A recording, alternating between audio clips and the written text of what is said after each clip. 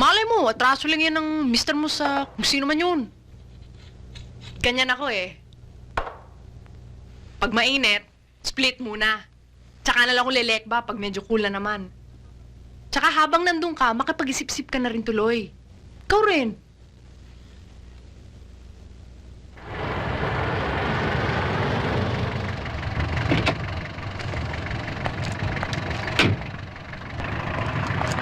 Taxi! Taxi! Taxi! Thank you, Miss Domingo. Sige. Alis ka na? Siyempre. Good evening, ho, Miss Domingo. O, ikaw pala, Rita.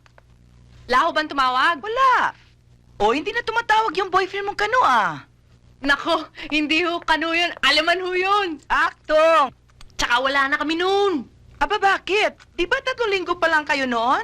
Eh, mas magaling pa rin ang Pinoy. Magaling saan? Eh, ano pa? Alam mo na. Hahaha, nam-nam.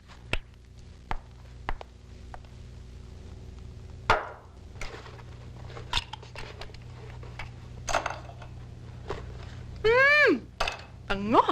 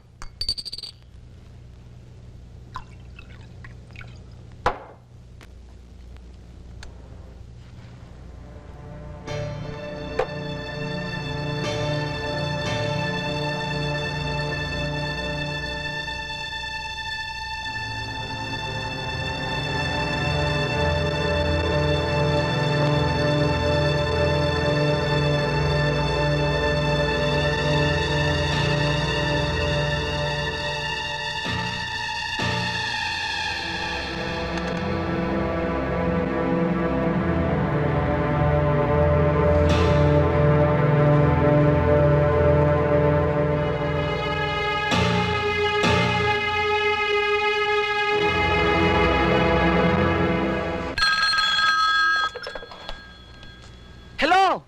Hello? Pwede ho bang makausap si Jo? Sino? Si Jo, Jo Quintos. Jokintos? Walang Jokintos dito eh. Akin ho yan. Ano naging Jokintos to? Hello? Irma? Bakit? Ako, tatao dito sa bahay mo. Irma naman. Jo, hindi naman kailangan dumito ka ng buong 3 buwan. Kahit na tuwing weekends ka lang matutulog dito. Iba na syempre yung meron akong pagkakatiwalaan. Pero Irma... Nagsasuggest ka na pumunta muna kami sa States ni Yvette pagkatapos.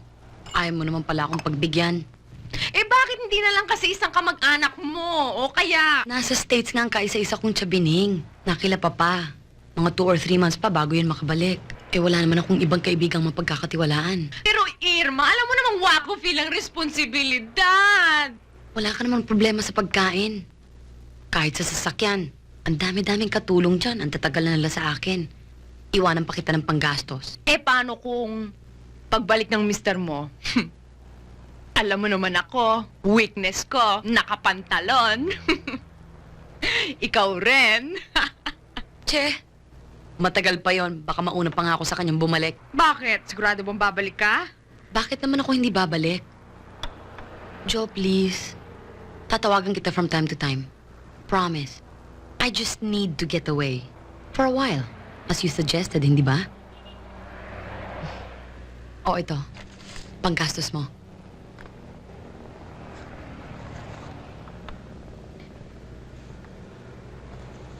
Wow! Pang-shopping!